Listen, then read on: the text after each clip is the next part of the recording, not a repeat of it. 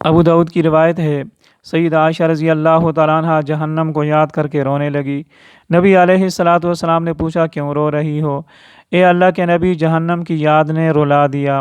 फ़हल तज़कुरून अहलीकुम यौमल क़ियामा, क्या आप अपने घर वालों को क़यामत के दिन याद रखेंगे? तो नबी अलैहिस्सलातु वस्सलाम ने फरमाया, तीन मकाम ऐसे हैं जहाँ कोई किसी को याद नहीं करेगा। नंबर एक, जब आमाल तोले जाएंगे मीज़ान के पास, तराजू के पास, तो जब तक ये मालूम ना हो जाए कि मेरा नेकियों वाला पल्ला झुक रहा या गुनाहों वाला, उस वक़्त तक कोई किसी का हाल नहीं पूछेगा।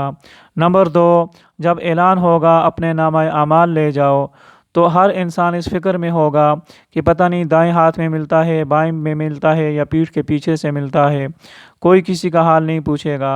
और तीसरा, पुलिस रात को जब जहन्नम पर रखा जाएगा, तो उस वक़्त भी कोई किसी का हाल नहीं पूछेगा।